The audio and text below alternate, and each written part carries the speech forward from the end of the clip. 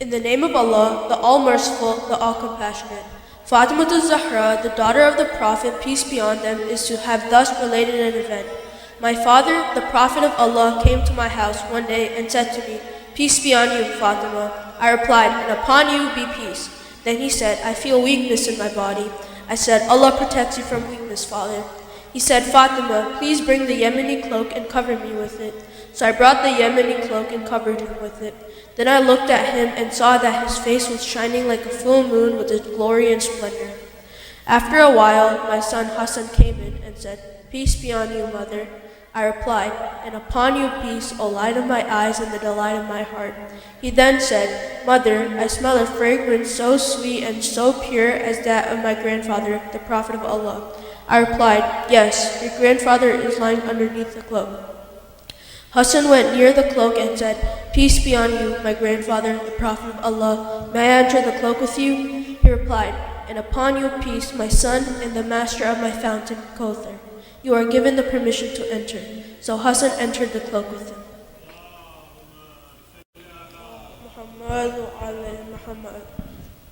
After a while, my son Hussein came in and said, "Peace be on you, mother." I replied, "And upon you peace, O light of my eyes and the delight of my heart." He then said, "Mother, I smell a sweet fragrance like that of my grandfather, the Prophet of Allah." I replied, "Yes, your grandfather and your brother are lying underneath the cloak." Hussein stepped towards the cloak and said, "Peace be on you, my grandfather, the chosen of Allah. May I enter the cloak with you?" He replied, "And upon you peace, my son and the interceder of my followers. You are given the permission to enter." So Hussein entered the cloak with them.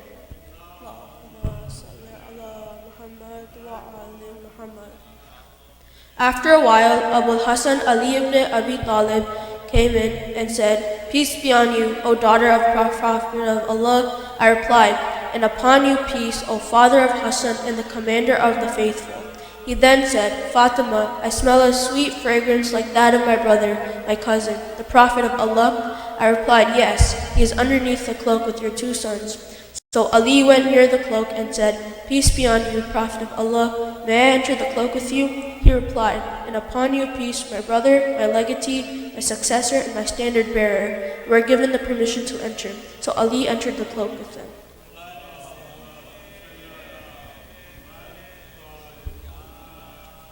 Then I stepped forward and said, "Peace be on you, my father, O Prophet of Allah. May I enter the cloak with you?"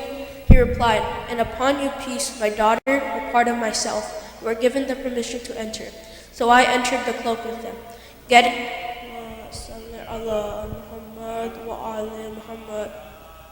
Getting together underneath the cloak, my father, the Prophet of Allah, held the two ends of the cloak and raised his right hand towards the heavens and prayed, "O Allah, these are the people of my household, Ahlul Bayt.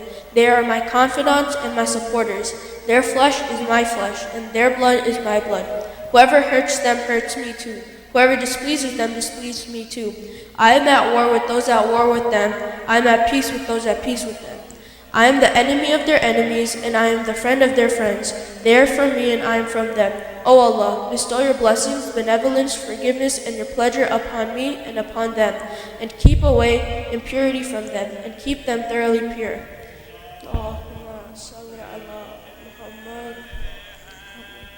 Then the Lord Almighty Allah said, "O my angels, O residents of my heavens, verily I have not created the erected sky, the stretched earth, the illuminated moon, the bright sun, the rotating planets, the flowing seas, and the sailing ships, but for the love of these five lying underneath the cloak." Jibra'il, the trusted angel, asked, "Who are underneath the cloak?" The Almighty answered, "They are the household of the Prophet and the assets of prophethood. They are Fatima, her father, her husband, and her two sons."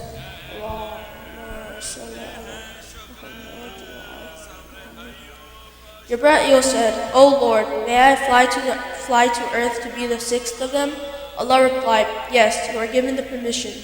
Jibra'il the trusted landed near them and said, "Peace be on you, O Prophet of Allah. The All-Highest conveys his peace on you and his greetings and says, By my honor and glory, O my angels, O residents of my heavens, verily I have not created the erected sky, the stretched earth, the illuminated moon, the bright sun, the rotating planets, the flowing seas and the sailing ships, but for your sake and love. God has given me permission to enter the cloak with you. May I join you, O Prophet of Allah? The Prophet replied, and peace be on you, O trusted bearer of Allah's revelations, you are granted the permission. So Jibreel entered the cloak with us and said to my father, Allah sends his revelations to you. Verily, Allah's desire is to keep away blemish from you, O people of the household Ahlul Bayt, and purify you with the perfect purification. Then Ali said to my father, O Prophet of Allah, tell me, what significance has Allah given for getting together underneath this cloak? The Prophet replied, by him who rightfully appointed me a prophet and chose me a messenger for the salvation of mankind. Whenever and wherever an assembly of our followers and friends mention this event, Allah will bestow on them His blessings and mercy. Angels will encircle them, asking Allah the remission of their sins until the assembly dispersed.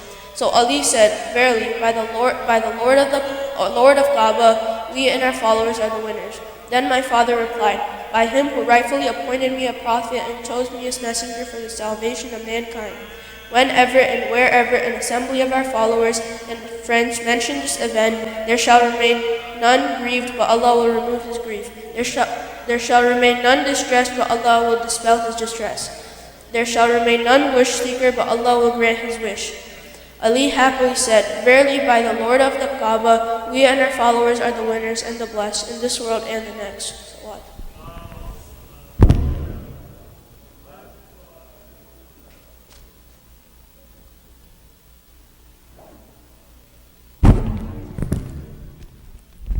Thank you, Brother Muhammad, for the wonderful edition of Hadith Qissa. Salawat pa Muhammad wa ala Muhammad. Allahumma salli ala Muhammad wa ala Muhammad. I'd like to request Brother Nihal to come up and read a salam for us. Salawat. Allahumma salli ala Muhammad wa ala Muhammad.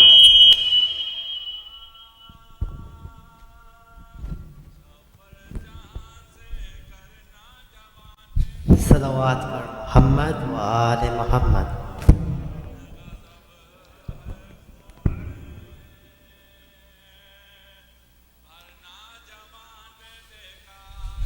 Salawat.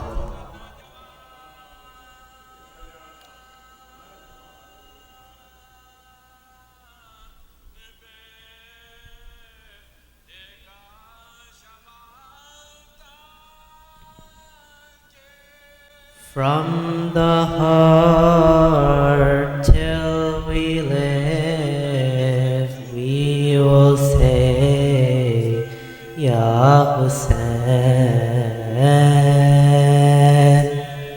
From the heart till we live, we will say, Ya Hussein.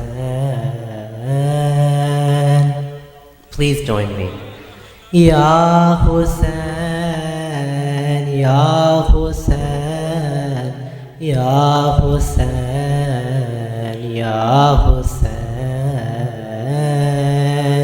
Ya Hussein, Ya Hussein, Ya Hussein, Ya Hussein.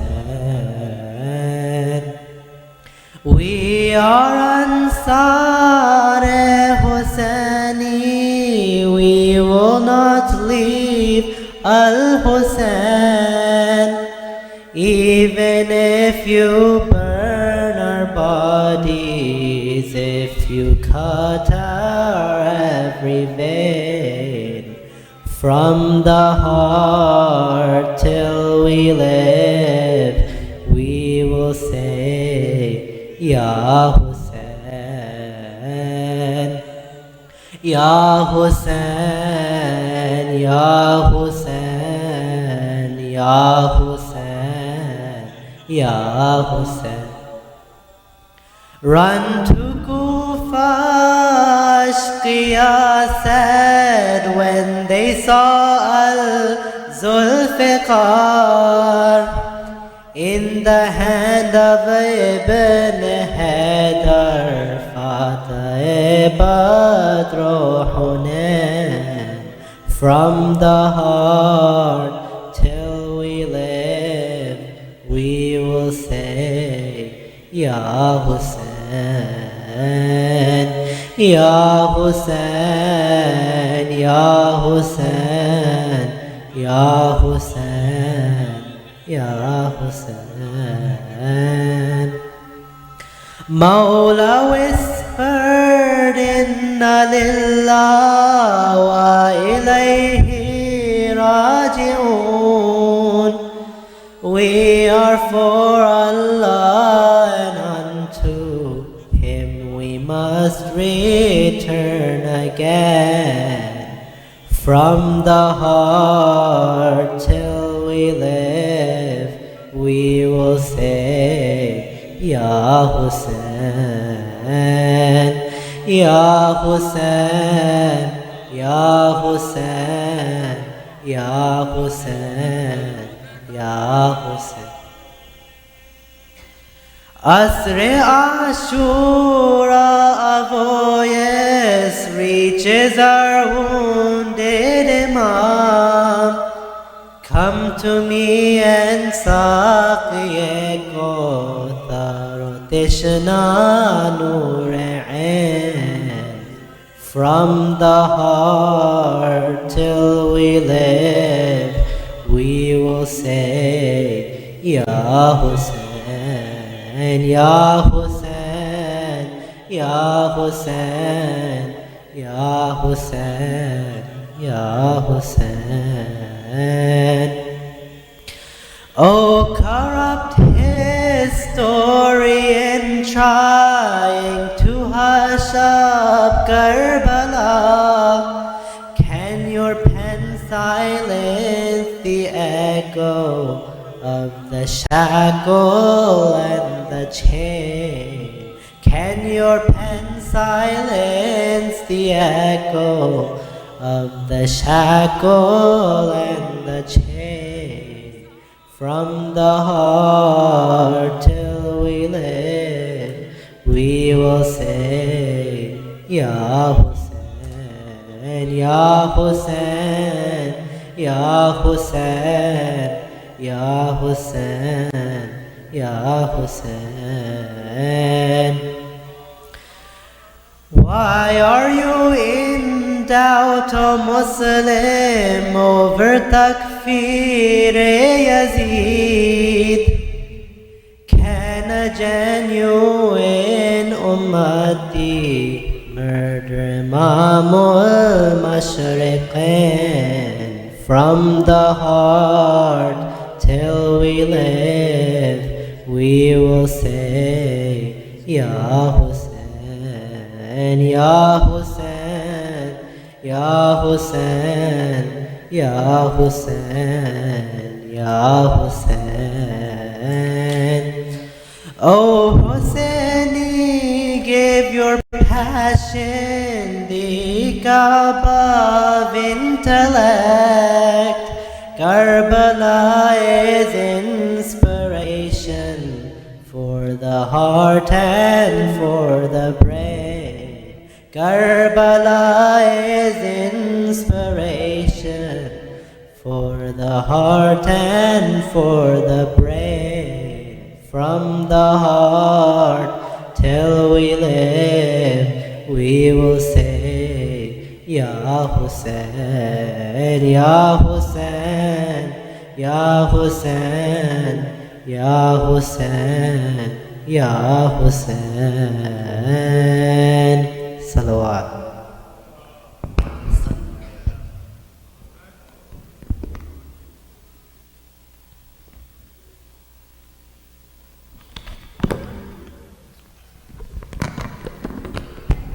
Thank you, Brother Nihal, for that wonderful rendition.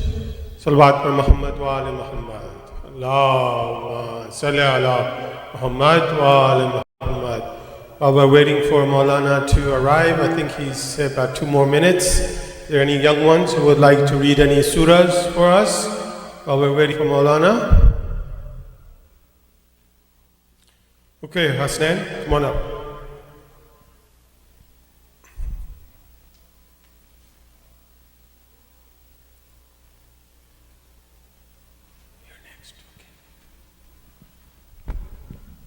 Bismillah ar-Rahman ar-Rahim. Alhamdulillah Rabbil Alameen. Ar-Rahman ar-Rahim. مالك يوم الدين إياك نعبد وإياك نستعين اهدنا الصراط المستقيم صراط الذين أنعمت عليهم غير المغضوب عليهم ولا الضالين. Good job, Aslan. Okay, come on up. Yeah, he can do it.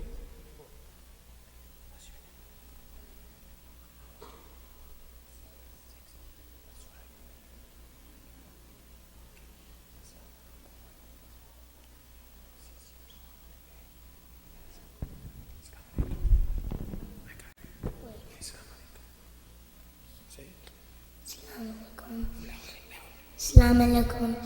My name is Muhammad. I'm 6 years old. Bismillahirrahmanirrahim.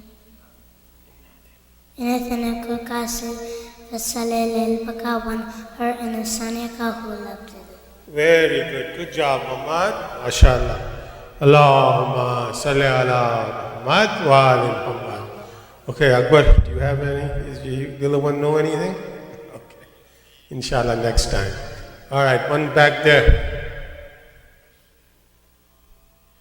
No? Come on, you can do it. All three of them? I know Muhammad, you know. Come on up, Muhammad. Shirazi Bhai, is Maulana in the house? Can you check? Yeah.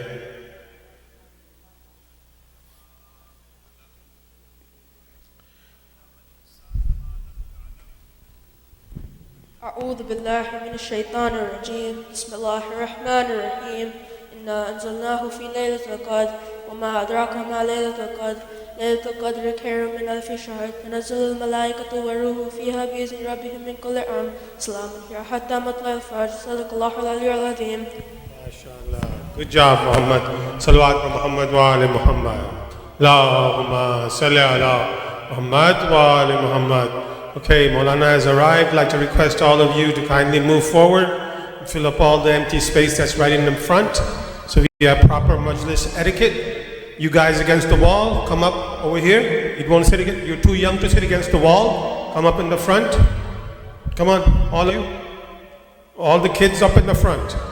Inshallah, just a couple of quick announcements. Inshallah, we're going to have majlises every Friday, Saturday, and Sunday. If anyone would like to sponsor any majlises, you can see myself, Brother Jafar, Sister Masuma Shirazi, Sister Taysin. We'll give you a detail for sponsoring majlises. Also, for this week, in addition to Friday, Saturday, Sunday, we'll have a majlis on Monday night for the Shahadat of Imam Zainul Abidin. So please join us for that on Monday night as well. Now, without further ado, I'd like to request Maulana to take the members. Salawat wa Muhammad wa ali Muhammad.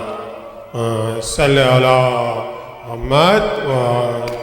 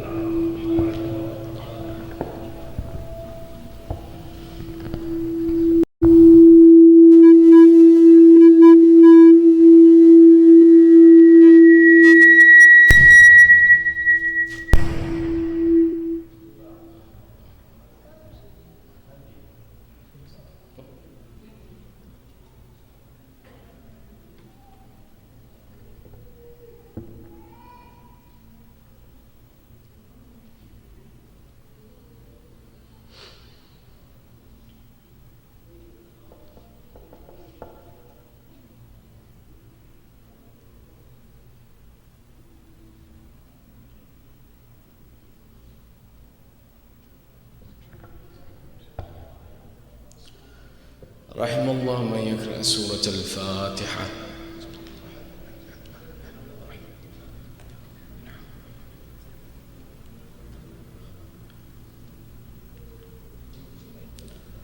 أعوذ بالله من الشيطان الرجيم. بسم الله الرحمن الرحيم.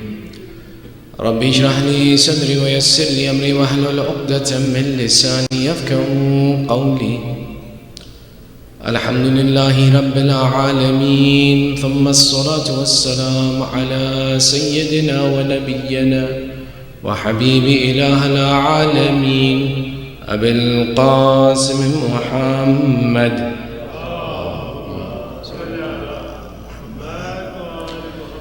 وعلى آله الطيبين الطاهرين المعصومين واللعنة على أعدائهم أجمعين من الآن إلى قيام يوم الدين. أما بعد، فقد قال الله تعالى في محكم كتابه الحكيم: بسم الله الرحمن الرحيم. يا أيها الذين آمنوا قوا أنفسكم وأهليكم نارا وقودها الناس والحجارة آمنا بالله صدق الله العلي العظيم. صلوات على محمد وآل محمد. اللهم صل على محمد. Your second salawat for love of Muhammad wa Ali Muhammad.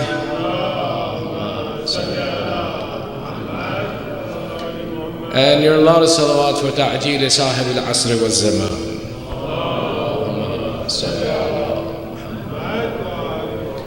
أعظم الله أجورنا وأجوركم بذكرنا المسائب آل Muhammad. May Allah increase in our reward for commemorating the difficulties of Ali Muhammad. Our lectures are going to be split into two parts. First, we'll take 10 minutes and we'll talk something about fiqh and ahkam and laws of Islam as a refresher for us to know what are our wajibat and how to ensure that they're executed correctly. And then the balance of our discussion will be around the topic of the night, where we'll discuss. I have an interesting topic, we'll talk about that in a minute. First though, in terms of ahkam, one of the important things that we have is in wajib salat, it is mandatory to recite 2 surahs in the first and second rakat. After Surah Fatiha, the second surah that is to be recited has to be a complete surah. It can't be part of a surah. So for example, even if I pick, for example, 3 pages of Surah Baqarah, that will make my prayer batil because it's not an entire surah. In comparison, I can simply recite Surah Kawthar, which is the shortest surah in the Holy Quran, my prayers will be valid. It is mandatory that the second recitation that I do after Surah Fatiha is an entire surah. A piece of a surah will not be sufficient to satisfy that prayer. I can pick any surah that I want from the entire Quran. There are 2 exceptions to this. One is that in the process of reciting that surah, it should not break the hay'atis salat. Hay'atis salat means that as someone who is looking at me sees that I'm in the act of reciting salat. For example, if I choose to recite Surah Baqarah as part of my Fajr prayers, at some point in time, someone watching me pray, they would look at me and say, I don't know if this man is praying salat or if he's reciting the Quran, because the surah is so long, it breaks the image of prayer. But if, for example, we can maintain the image of prayer, we can technically pick any surah we want. One is that it shouldn't be so long that it breaks the image of prayer. The other exception to this is it shouldn't have a wajib sajda in that surah. There are 4 wajib sajdas in the Holy Quran. The first of these is in the 32nd surah, Surah Sajda. The second of these is in the 41st surah, Surah Fussilat. The third of these is in Surah 53, Surah Najm. And the 4th wajib sajda in Surah Alaq, the 96th surah of the Holy Quran. When I'm praying, I can't pick for my second surah in salat for it to be a wajib sajda in that surah. Now there are 2 explanations of why. For example, some of our ulama, some of our maraja, like Sayyid al-Khuwayi just simply said that it's batil. You can't do it. If you do it, your prayers are void, it doesn't count, nothing can be done with it. Sayyid Sistani gave a different explanation. Same conclusion that you can't do it, but he explained it differently. He says that you see, anytime a sajda is wajib upon you and you recite a wajib sajda, you have to immediately perform that sajda. If you delay that sajda, it's a sin. When a wajib sajda comes up, if I'm reciting the Quran, or let's say for example, someone's reciting the Quran and we're all sitting and listening, and it's live. As soon as that wajib sajda is recited, every person who's sitting here has to perform sajda. You don't have to be in wudu. You don't have to be facing the direction of qibla.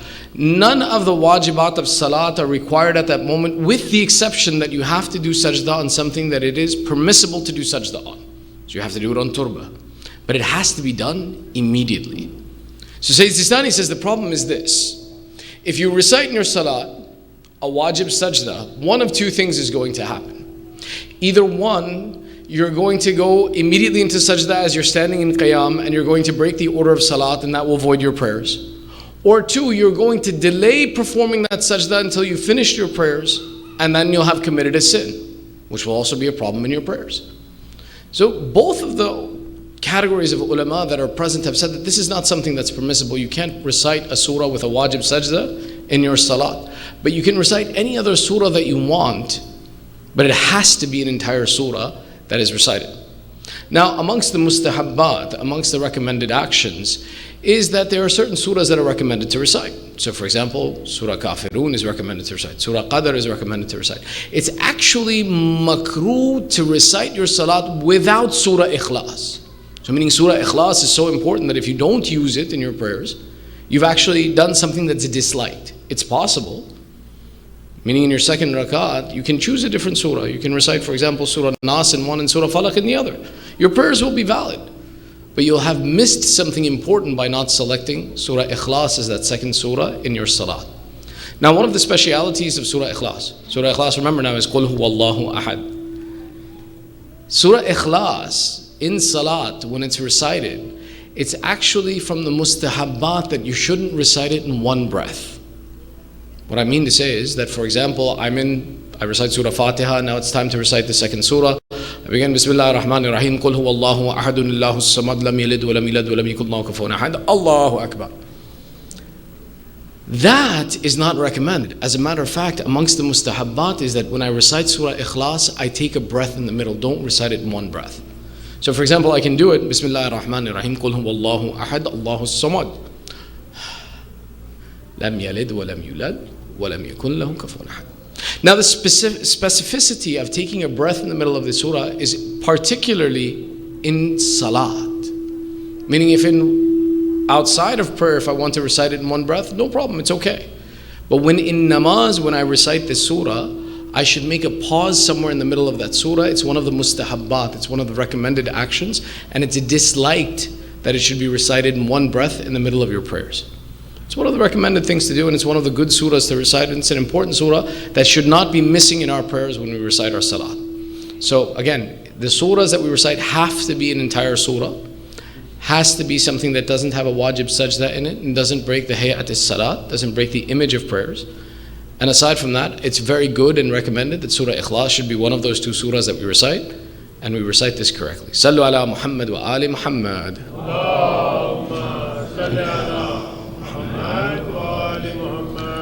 On to our main lecture. My intention for the next 3 nights is to discuss a topic which I have not done before in its entirety, is talk about some of the secrets of the event of Karbala. Now, I call these items secrets of the event of Karbala. But what I mean by this is that in the reality of the event of what happened on the day of Ashura in Karbala, there are certain things that took place that everybody realizes are important. Everybody reacts to them. Whether you're a Muslim or not, when you hear about the waqia of Karbala and the masaib that were given upon Abu Abdullah and the Ahlul Bayt, it brings emotion to your heart. You have a reaction to it. You take the most heartless person, you tell them about what happened in Karbala, they'll react.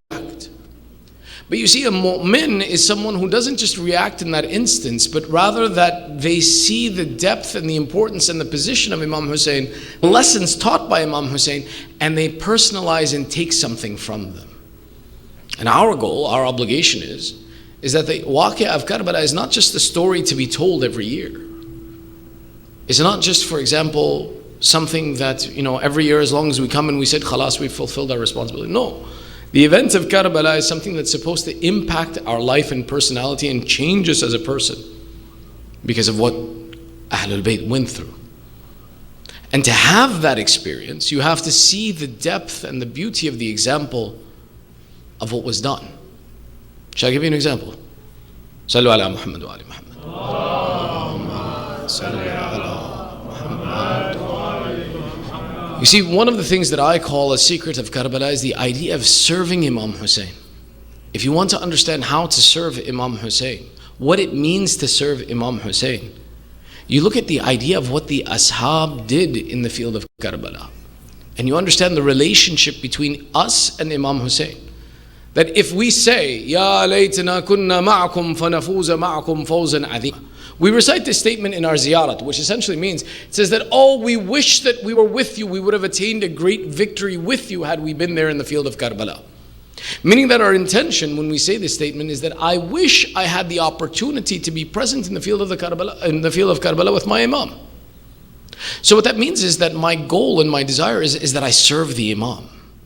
Now the question is, how do I serve the Imam? What is my intention and perspective to understand that?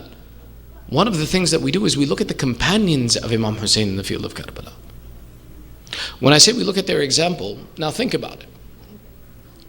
Today, when, for example, the majlis is held and we say, "Chalo beta, aake padho," and they're like, no, I don't want to. Or for example, you say, nobody else is willing to read, fine, I'll read. You go through this process where you negotiate, and you're kind of like, if no one else will do it, then I'll do it. Or you simply just look away at the moment that they're calling on people to recite, and try to get out of that situation before you get stuck in the process of having to recite. Or you see it as a great difficulty, or you see it as something that's being forced on you. But this is where, for example, paying attention to the example of the companions of Imam Hussein teaches us what our perspective should be and what are we gaining. Now, the most valuable thing you possess in your life is your life. Most important thing that you possess is your life. If you're alive, you have something. But look at the example of the companions of Imam Hussein. When Imam Hussein on the night of Ashur says to his companions, leave, take one of my children and leave, save your lives, protect yourselves. None of these companions turned around and said, we'll do this favor to you, Imam Hussein, A'udhu Billah. We'll do this favor to you, we'll protect you, we'll fight for you. Or, I'll sacrifice my life for you, but only if I have to. No. The companions of Imam Hussein are teaching us that what we get from Imam Hussein is so great that it would be an honor to sacrifice our life for him. What do the companions say? They say, Yabna Rasulullah, if we were killed 100 times and cut to pieces 100 times, but that we were allowed to get up again, we would stand up in your defense again. Yabna Rasulullah, give us the permission to sacrifice our lives for you. When they are on the field and they are in the moments of death, what do they say? They don't say, Imam Hussein, I did you a favor. Or fine, no one else would do it. No. What was their thought process? The thought process was, Imam, are you happy with me? Did I fulfill my oath for you? Have I fulfilled my obligation to you? Have I done the right thing? You see, one of the secrets of this event of Karbala is that you're not doing a favor to Imam Hussein by coming here or reciting for him. The Imam is doing you a favor by giving you an opportunity to be amongst his companions and his people.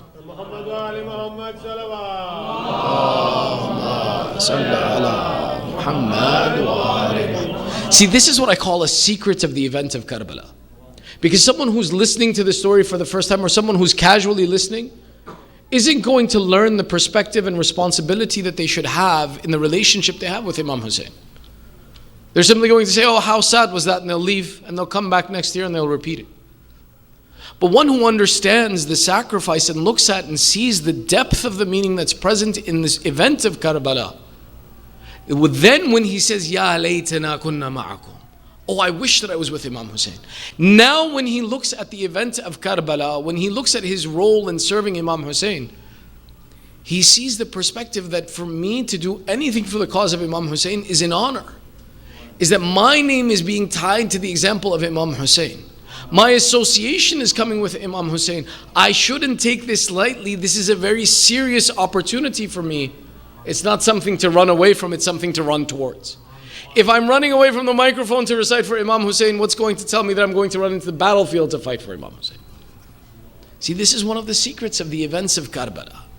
And which is why the idea is let's think about what happened in Karbala. Let's understand what the events of Karbala were and how they need to change our lives.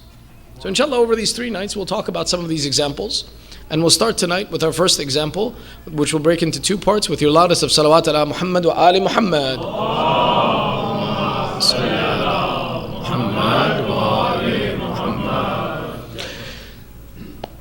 In the 66th surah of the Holy Quran, the 6th verse, Allah says, Ya ayyuhalladhina amanu qu anfusakum wa ahlikum naram waquduha an-nasu wal hijara. Allah makes a statement that's very important to our philosophy of ideology of how we live our life, where Allah says, oh, those of you who have faith, shield yourselves, qu anfusakum wa ahlikum, and your families. Protect yourselves from that fire whose fuel will be mankind and stones. Allah is warning us about a severe punishment that's coming up, and that after this life, for those who aren't careful, the punishment is extreme. But Allah's instruction is very specific. He doesn't just say protect yourselves from the fire of hell. He says "Qu anfusakum wa ahlikum." Protect yourselves and your families.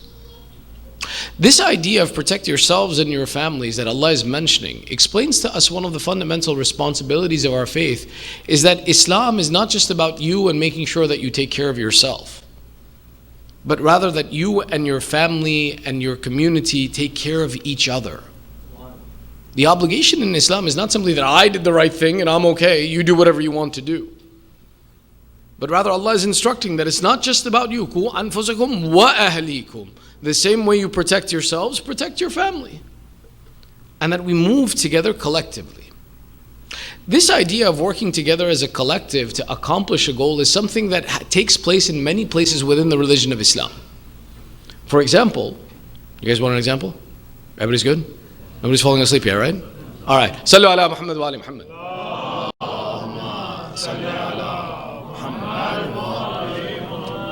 In Islam, there's something called wajib-e-kifai.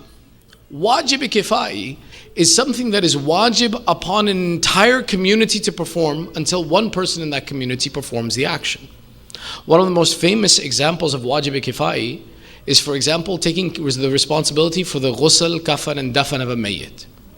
When a mu'min, when a Muslim dies, the entire community has the responsibility to ensure that that person who has died receives their ghusl, receives their kafan and their dafan according to the religion of Islam. And until someone takes care of this responsibility, all of the Muslimin are responsible. Everyone. And if it's not done, we all get punished. But as soon as one person does it, we're all free from the responsibility. This is known as wajib-e-kifai. That as long as one person does it, it's alleviated from everybody. And if nobody does it, everybody's punished. Allah created these systems and rules to create a community and put the responsibility on everyone. Now it's true that one person has to perform that ghusl and the kafan and the dafan. But the entire community is responsible that we work together to ensure that in our community there are people who are qualified to make sure that this is done correctly. If as a community we don't pay attention to this, we're all going to be punished. So we're all invested to make sure that in our community there are educated and qualified people who can perform this action. Allah created this rule and this process that the community works together, operates together to make sure that these obligations are taken care of. Same thing when we talk about the idea, for example, when we talk about teaching and learning about Islam. That in the Quran it says, لَوْلَا نَفَرًا مِنْ كُلِّ فِرْقَةٍ طَائِفَةً لِيَتَفَقَّهُ فِي الدِّينِ.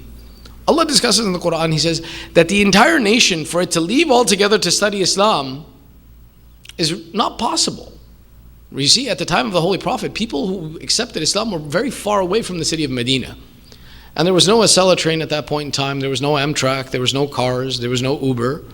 And to get back and forth was a difficult process. And the idea that a town that was very far away from the Holy Prophet, for everybody to leave and come learn the religion of Islam in the city of Medina, then go back to their town, was not possible. So Allah gave the instruction, why don't you appoint one from amongst your people to go and learn about the religion of Islam, then come back and educate the rest of the community. This idea, Islam is teaching us that there are many things that may be wajib upon one person, but their accomplishment counts on the entire community. And it's not enough that I took care of myself. I have to pay attention to my family and my community to make sure that we are all moving together to accomplish the same goals. This is even codified in our Furu' ad-Din. In our Furu' ad-Din, we have two concepts. Amar bil ma'ruf, nahy anil munkar.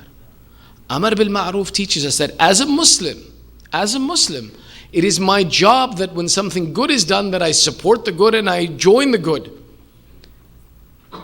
And nahy anil munkar tells us that when there's a sin being committed, that not only do I protect myself, but I stand up against that sin and I forbid the evil. Islam is not interested in just the fact that I took care of myself. Let me look after myself, you look after yourself. Islam wants the entire community and the family to operate together and work together. And that's why these principles were put into place. Today, as a practical example of Amar bil Ma'ruf and Nahy anil Munkar, let's talk about Nahy anil Munkar for a second. Everybody's good? All right. صلوا على محمد وعلى محمد.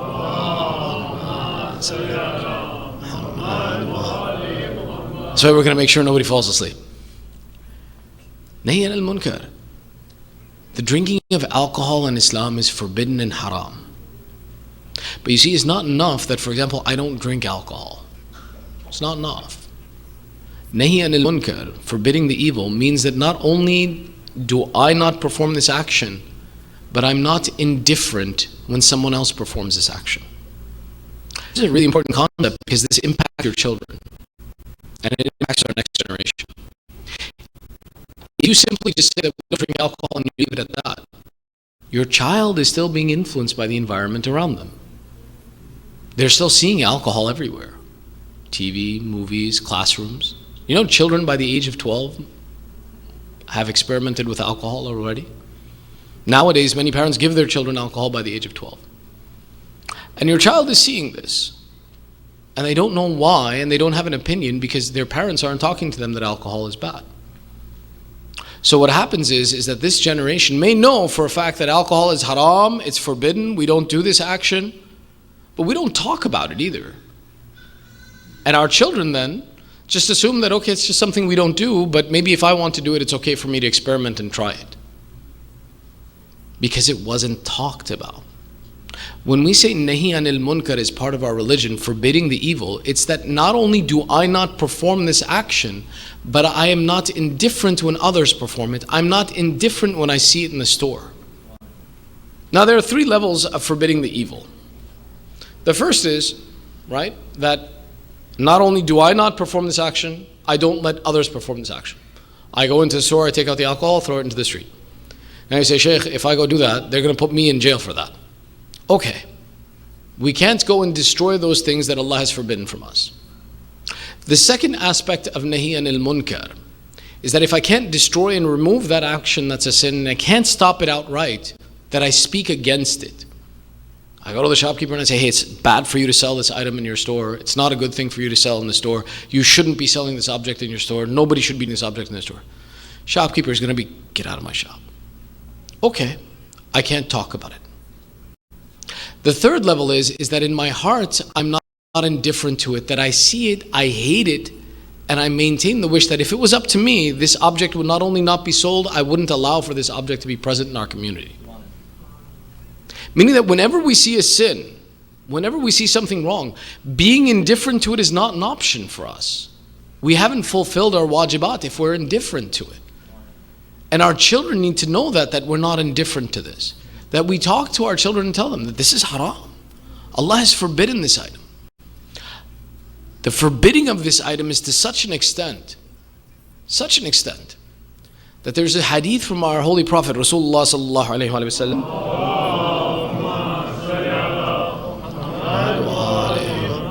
Man tazawwaja ibnatahu sharaba khamrin qata'a rahimah. One who marries his daughter to someone who drinks alcohol has broken the relationship of the womb, the silai rahim, with his daughter. His daughter didn't even drink. But the fact that he married her to someone who drinks alcohol, it was as if that relationship of the womb, that silai rahim that Allah has commanded us to keep, you cut it off as if it doesn't exist. Sin of alcohol is that serious. The effects in our life are serious. The effects in our akhirah are serious. It changes us for the worse. But we need to talk about it. That's part of our responsibility. That it's not just that it's haram, but we talk about it and say, this is haram. Allah hates this action. I'm not okay with it, and you shouldn't be okay with it either. Our children need to hear that. Otherwise, one day they're going to say, yeah, my dad doesn't do it, my mom doesn't do it, but maybe I want to do it. They never understood why this is important to be forbidden. Our values are things that we have to talk about, and this is what Allah is referencing in the verse where He talks about قُوا أَنفُسَكُمْ وَأَهْلِيكُمْ. Don't just protect yourself from the fire of hell. If you have someone who's a person of faith, your obligation is not just that I saved myself from the fire of hell, but rather the fact that I also protected my family. I protected my community and my relatives from all of those things that will lead them to the fire of hell.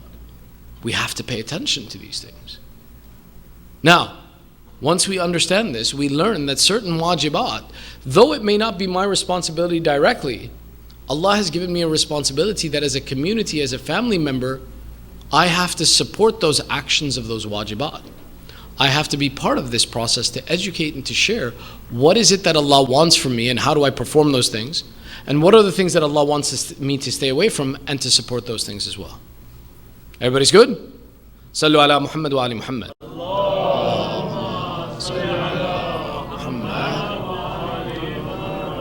Now we move to the secrets of the event of Karbala. One of the secrets of the event of Karbala, one of the marginalized discussions of the event of Karbala, is the significance of hijab in the field of Karbala. You see, hijab, typically what happens, we relegate it to a women's issue. Well, it's their problem.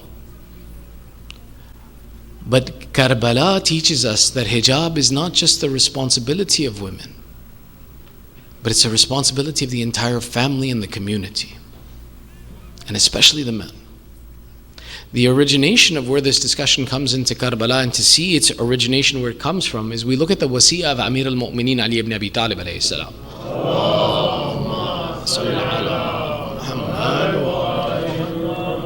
When you look up the will of Amir al-Mu'mineen, you'll find that there's two different discussions. One is the wasiyah that he gives to his children at his deathbed. The other is a letter that he writes to his son after the Battle of Siffin. After the event of Siffin, Amir al-Mu'mineen writes a letter, and there's a debate of whether he wrote this to Imam Hassan or to Muhammad al-Hanafiya, but he wrote it to his son, and he says, "My child, I see that my time on this earth is ending, and there are certain important things that I need to convey to you to fulfill my obligation to you as your father." For every father, every sibling, anyone who ever wants to give an advice and good counsel to a person and to help them become a better person, read that letter that Imam Ali writes. That within itself is an entire discussion. In there, one of the points that he points out, he says, "My son, protect and enforce the hijab in your house and be shadeed on this subject." Now, when Amir al-Mu'mineen makes the statement, he says, be shadeed, be severe about this subject. It's not to say be severe to the women in your family about this subject, but be severe in taking it seriously that hijab is something important that needs to be protected. It's not to abuse the women in our house and torture them no. When Amir al-Mu'mineen is giving this instruction, it's the instruction to say that in your house, hijab is not something, an issue that's a woman's problem and has nothing to do with me. No. Hijab is something that requires the input and the support of the father, of the brother, of the son, of the leader of the family, and the men in the family need to be involved in that process of hijab. And that it's not something that they should ignore and say that, women's deal, not my deal, not my problem. This is what Imam Ali is giving as an advice and an instruction, that hijab is one of those things that while it may be mandatory upon the woman to perform, the man is not absent from this discussion. He needs to be part of that support of this hijab. The demonstration of this comes in the field of Karbala. Take a look and understand something. Abu al-Fadl Abbas, Hazrat Abbas, was born to fight in the field of Karbala. Amir al-Mu'mineen, what does he do? He goes to his brother Aqil. He says, Aqil, find me a family that's known for its bravery. Amir al-Mu'mineen knows. Amir al-Mu'mineen is the one who says, Saluni, qabla an tafqiduni. Ask me before you lose me. Amir al-Mu'mineen didn't ask which is a brave family because he didn't know where a brave family was. This is why these are the secrets of Karbala. This is what I call the secrets of Karbala. His instruction for asking that question, and us knowing that he asked that question, is pay attention to where you marry. Pay attention to the qualities your spouse brings to your family. Don't just simply look, is my spouse handsome, is my spouse pretty? No, look and see what are the qualities that they possess that we want to implement into our family. Amir al-Mu'mineen, in marrying Fatima Kilabiya, al-Banin, was looking for a household that would give him brave sons to be his representatives in the field of Karbala. Abu al-Fadl is born with the intention of being the representation of Amir al-Mu'mineen in the field of Karbala. When we talk about, when we do the Masa'ib of Karbala, Every night we say, this was the sacrifice presented by Sayyidah Zainab, and we discuss Awn and Muhammad. This was the sacrifice presented by Imam Hassan, we present the example of Hazrat Qasim. This was the example of the sacrifice by Imam Hussein, we discuss the event of Ali al-Akbar. Amir al-Mu'mineen's sacrifice in the field of Karbala was this Abul Fadl Abbas. But look and see that there are two things that pair together that happen in the field of Karbala. Everybody's good? Everybody's awake? Sallu ala Muhammad wa ali Muhammad. Sallu ala Muhammad wa ali. Look at the bravery of Abul Fadl Abbas. If you wanted to quantify the bravery of Hazrat Abbas, it's not the fact that he broke 4,000 men from the river Furat. Abul Fadl Abbas was given the position of the commander of the army of Imam Hussein. Why? Because that commander stood in front of the tents and stood in front when the soldiers went out to fight. On the day of Ashura, we say that Imam Hussein entered the battlefield 72 times. Every shaheed, he collected himself. He was able to do that because his commander stood in front of his tents. The bravery of Hazrat Abbas was that this one Abbas was enough that the entire army of Umar Sa'd would not approach the tents of Imam Hussein, approach the hijab of the women of Imam Hussein, because they would have to face Hazrat Abbas. Imam Hussein on the night of Ashura, to protect the tents, this is what he did. He took all of the tents that were spread out, made them into a tight circle, and dug a trench behind them. And in this trench, he filled it with firewood. And the morning of Ashura, he lit the firewood on so that this giant army in front of him couldn't attack his tents from behind. So in defense of his tents, behind the tents, he put a fire. And in front of the tents, to make sure that his army wasn't overrun and his tents weren't ransacked, he placed one man, Abul Fadl al-Abbas. Hazrat Abbas's responsibility was not just his bravery, that he was an army within himself, but that he was the defender and the protector of the hijab of the women. Imam Hussein, as long as Abul Fadl stood in front of those tents, never called out, Ala hal min nasirin yansurna, Ala hal min mughithin yughithuna, Ala hal min dhabin yudhibbu harami Rasulillah. Is there anyone to help us? Is there anyone who comes to our aid? Is there anyone who will come and protect the haram of Rasulullah? Why? Because the importance of that hijab was such that the most important place, that his most powerful military asset needed to be placed, was the protection of that hijab of the women. Imam Hussein's relationship with this hijab and the protection of the hijab didn't end there. As a matter of fact, we see that after the shahadat of Hazrat Abbas, Imam Hussein's battle is always fought with the understanding of his responsibility to protect the hijab of the women. Shall I explain to you? Everybody's good? Sallu ala Muhammad wa ali Muhammad.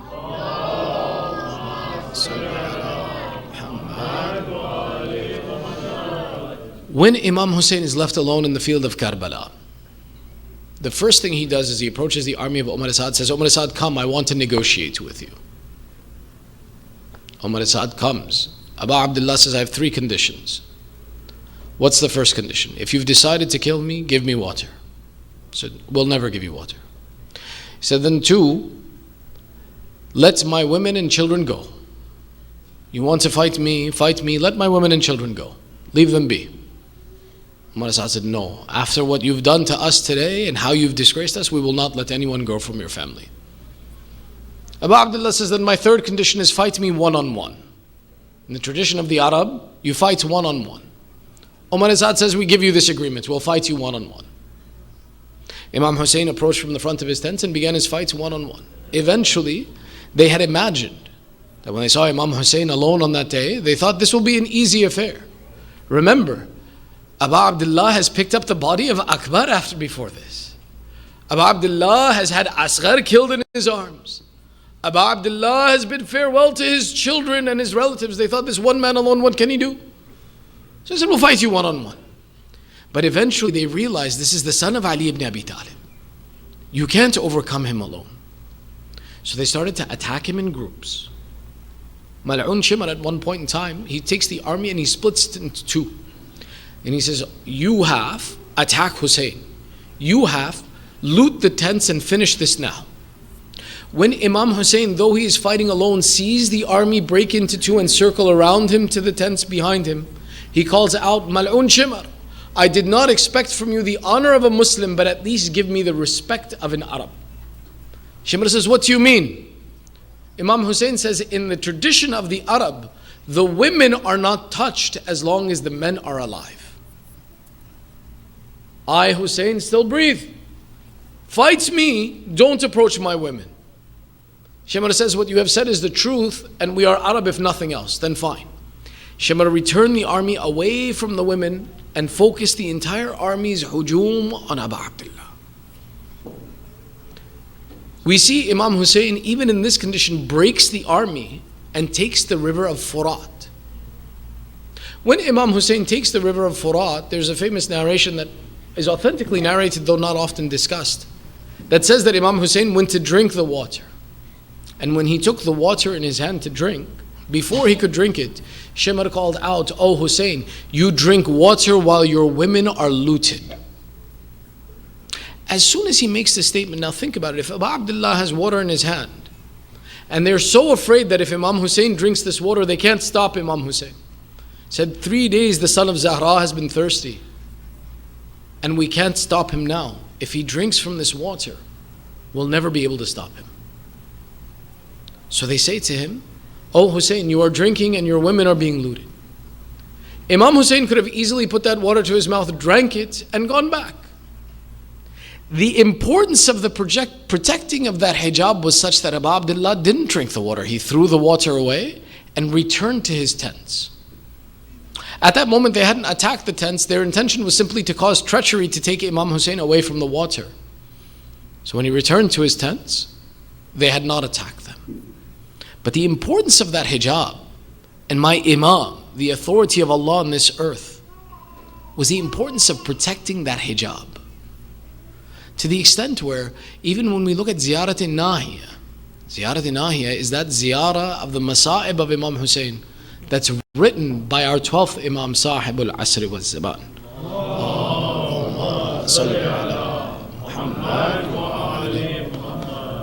In that ziyarat, some of the various difficulties that happened to Imam Hussein we learned about only because Imam Zaman told us. If you want to read the Masa'ib of Imam Hussein, read Ziyarat al-Nahiya. You'll read things in there that will break your heart, and we would have never known. In there, Imam Zaman says, "My salam upon that one, who when the sweat of death overtook his brow, he continued to move his hands and feet and look from the corner of his eye at his tents." When Abu Abdullah had given the instruction that as long as Hussein is alive, don't touch the women, Imam Hussein intentionally then, though he was in a state of difficulty, great difficulty, he continued to ensure that they knew that Imam Hussein is alive, don't approach the tents. The idea of the hijab of the women being disturbed was so difficult for Imam Hussein that even when his own life was being sacrificed, he protected that hijab. See, one of the secrets of Karbala, before we finish the Masa'ib, is that this hijab is not a woman's problem. It's not something you do, you don't do, it's between you and Allah. No. It is one of the things that the Ahlul Bayt said, that this dignity of ours is preserved in our women. And the dignity of a family that's preserved in the hijab of its women, it's not just the women's responsibility, they wear hijab, they don't. But that the men protect that hijab and that dignity and decency. They promote the values of that decency and dignity. That if today we call ourselves Husseini, we call ourselves the lovers of Ahlul Bayt, then hijab is not a little issue. Hijab is an important issue that we promote in our houses. We educate and we preserve and we protect. We protect the dignity of our women, our daughters, our mothers, our sisters. Because this was a message that Imam Hussein wanted to ensure lived on through this experience, and that the dignity of the women was something to be preserved. Which is why many of the masa'ib that we read after the event of Karbala bring us back to this point. You know, they say that at one moment Abu Abdullah was covered in his blood, and they said we had never seen anyone more beautiful covered in his blood. We could not tell if Hussein was alive or dead. Mal'un Shimr called to us. He says, what stops you? They said, we don't know if Hussein is alive or not. Shimr Mal'un says, say the name of Zainab. If Hussein is alive, he'll move.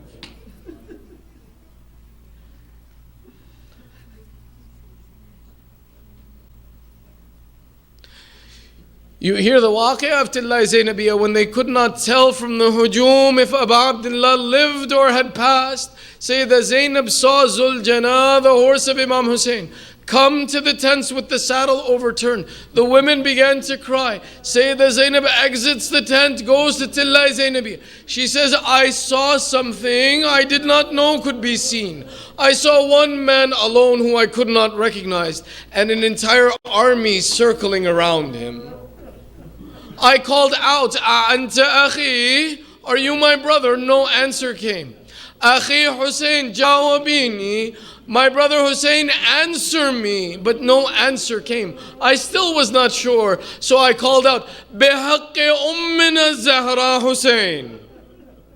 Abu Abdullah replied, Zainab Hussein is alive, return to the tent. This is why the night of Ashura, the first question of the imamat of Imam Zainul Abidin is the question his aunt asks him, O Sayyid Sajjad, your father is gone. The authority of Allah is now you on this earth. They have begun to burn the tents and we have gone from tent to tent. O Zainul Abidin, there is nowhere left for us to go but here. Now answer me this question. Do we have to exit this tent, or can we die and burn in these tents that they don't disturb our hijab? Imam Zainul Abidin replied, O Aunt Zainab, it is mandatory to save the life. We must leave these tents. And what was the consequence of this? They said that the hijab was taken from these women by the points of the spears ripping hijab from their heads. Such was the difficulty that on the 13th of Muharram, when Imam Zainul Abidin returned to bury the shuhada, he gave instruction, but he said, Oh Banu Asad, there are two graves I will make myself. One is the grave of my father, the other is a grave by Furat, no one touch. He said, after the grave of Imam Hussein was made, we saw Zainul Abidin go into the trees and come back clutching something to his chest. Then he went in another direction and came back again clutching something to his chest. The Banu Asad asked, Ya Ibn Rasulullah, you said the grave was by Furat. Why did you go to the trees? He says, I went to collect the arms of my uncle Abul Fadl. They describe and they say that Imam Zainul Abidin, when he went to the grave of Hazrat Abbas, he told Banu Asad, don't come near the grave while I am there. Leave me be. The Banu Asad said, in respect, we stood back. Imam Zainul Abidin entered the grave, lowered the body, but for a long time he did not return. We knew Imam was sick. We knew this was a difficult moment. We began to worry. Ya Ibn Rasulullah, have you lost consciousness? Are you in difficulty? Banu Asad said, eventually we gained the strength that we should look in the grave and see what happened to Imam Zainul Abidin. They said, when we looked in the grave, we saw Sayyidus Sajidin hugging the body of Abul Fadl and crying. Uncle Abbas in this bazaar of Kufa, my Aunt Zainab called you so many times. Oh, Uncle Abbas, why did you leave us alone? We saw Zainul Abidin weeping as he would hug the body of his uncle in the grave. But this wasn't the end of the masa'ib. They describe in Sham when the tabarrukat were returned. The Ahle Haram, when they wanted to receive the tabarrukat, Yazid collected them from the army. From amongst the tabarrukat, they brought something that looked like the log of a tree. He says, what of this piece of wood that you have brought me? When you looked at this piece of wood, it was burned and charred and marked with arrows except for two fresh parts of this branch. He says, what is this log you brought me? They said, this is no log. This is the alam of Abu al-Fadl and what's left of it. He said, what are these two spaces where there is no mark, no arrow? They said, these are the places where Abu al-Fadl held the alam. Mal'un Yazid called out, he was that brave that this is so charged, but he would not let go of the alam. They said he would not let go until we cut his arms from him. Then this alam fell. They said when this alam was returned to the women, all of the women who had been collecting the tabarrukat, when they saw the remains of the alam of Abu al-Fadl placed on the ground, the women sat in a circle around the alam and began to kiss and rub their cheeks on the places of the hands of Abu al-Fadl. Oh Abbas, why did you leave us? Oh Abu al-Fadl, we have called you so many times, but you would not return to us.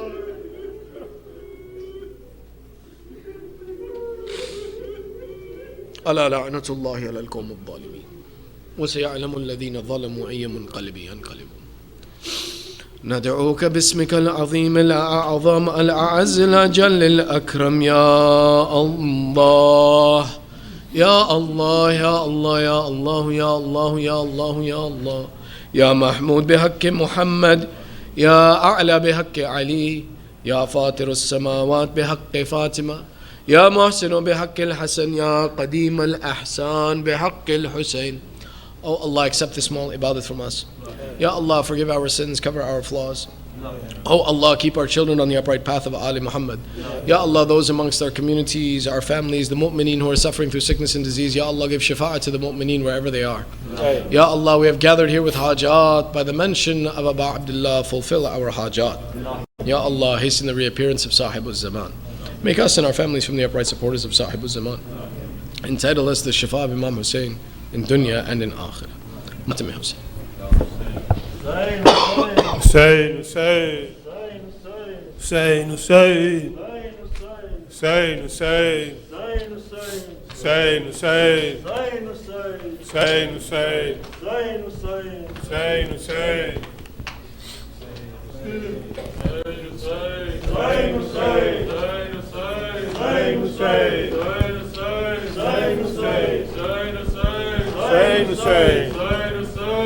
Qamar Bani Hashim Abbas, shelter of Zainab Abbas. Ya Abbas, oh Ya Abbas, Ya Abbas, oh Ya Abbas. Qamar Bani Hashim Abbas, shelter of Zainab Abbas.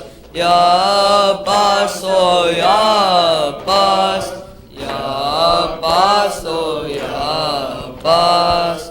Ya Abbas, oh Ya Abbas, Ya Abbas, oh Ya Abbas. Pride of Amirul Mu'mineen, Lion of Ummul Baneen. Pride of Amirul Mu'mineen, Lion of Ummul Baneen. Lion of Ummul Baneen. Who can be brave as you, Mawla? Who can be brave as you, Mawla? Who can match your strength and class? Ya Abbas, oh Ya Abbas, Ya Abbas, oh Ya Abbas. You are the Ghazi of Al-Qama, the ultimate Sultan of Wafa. You are the Ghazi of Al-Qama, the ultimate Sultan of Wafa, the ultimate Sultan of Wafa. You are the Qamar Bani Hashim, you are the Qamar Bani Hashim. Who can match your strength and class? Ya Abbas, oh Ya Abbas, Ya Abbas, oh Ya Abbas, Ya Abbas, oh Ya Abbas, Ya Abbas, oh Ya Abbas.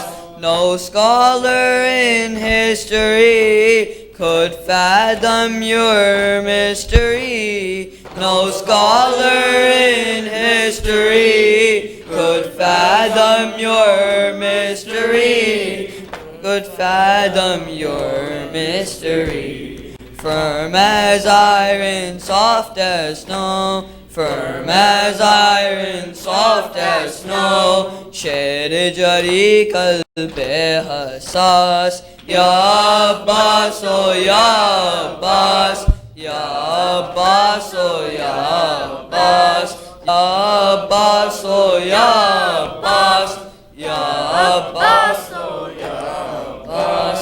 One Abbas-e Karbala versus all of Ashkiya. One Abbas-e Karbala versus all of Ashkiya.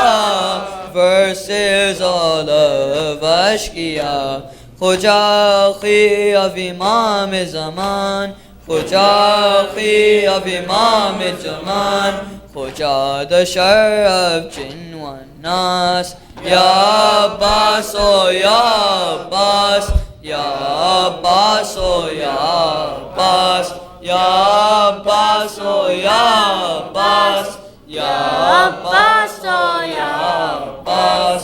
Said Abbas unto Hussein, with you Mawla till the end. Said Abbas unto Hussein, with you Mawla till the end. With you Mawla till the end. In this Laylatul Ashura, in this Laylatul Ashura, Aka, your haqq is clear as glass. Ya Abbas, oh Ya Abbas. Ya Abbas, oh Ya Abbas. Ya Abbas, oh Ya Abbas. Ya Abbas, oh Ya Abbas. Sham-e Ghariba in Karbala, helpless orphans Ashkiya. Sham-e Ghariba in Karbala, helpless orphans Ashkiya. Helpless orphans Ashkiya. Where are you, Ammu Ghazi? Where are you, Ammu Ghazi? Cry Sakina, Haye Pyas. Ya Abbas, oh Ya Abbas. Ya Abbas, oh Ya Abbas. Ya Abbas, oh Ya Abbas. Ya Abbas, oh Ya Abbas. Hussein, Hussein. Hussein, Hussein. Hussein, Hussein. Hussein, Hussein, Hussein, Hussein, Hussein, Hussein, Hussein, Hussein, Hussein, Hussein, Hussein, Hey Hussein.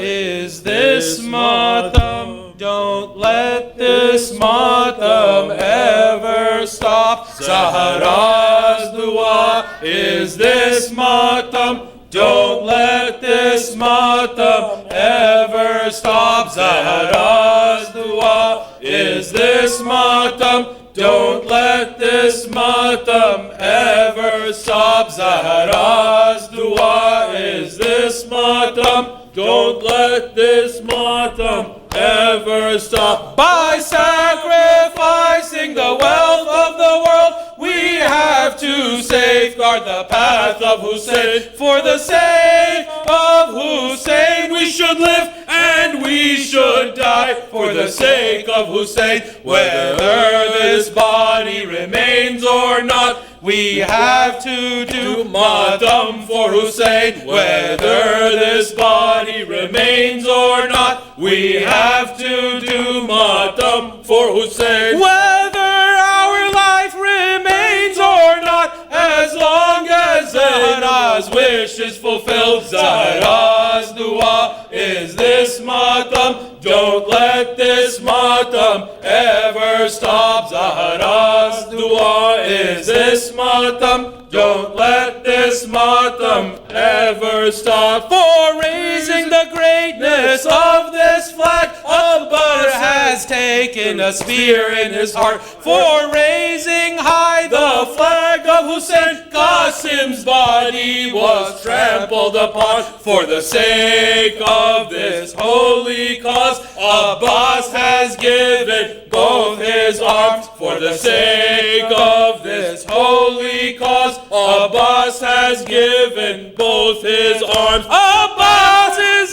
the flag of Ali. How can this flag ever come down? Zahra's dua is this matam. Don't let this matam ever stop. Zahra's dua is this matam. Don't let this matam ever stop. As long as we have strength in our hands, we have to support the cause of Hussein. Whatever life Allah has decreed, we'll sacrifice in the way of Hussein. By crying and by beating our chest, we have to show the world our pain. By crying and by beating our chest, we have to show the world our pain. Fatima Zahra has come here with the hope that you will shed your tears. Zahra's dua is this matam. Don't let this matam ever stop. Zahra's dua is this matam. Don't let this matam ever stop. Zahra's dua is this matam. Don't let this matam ever stop. Ya Hussein, Ya Hussein, Ya Hussein, Ya Hussein, Ya Hussein, Ya Hussein, Hussein, Hussein, Hussein, Hussein, Hussein, Allahumma salli ala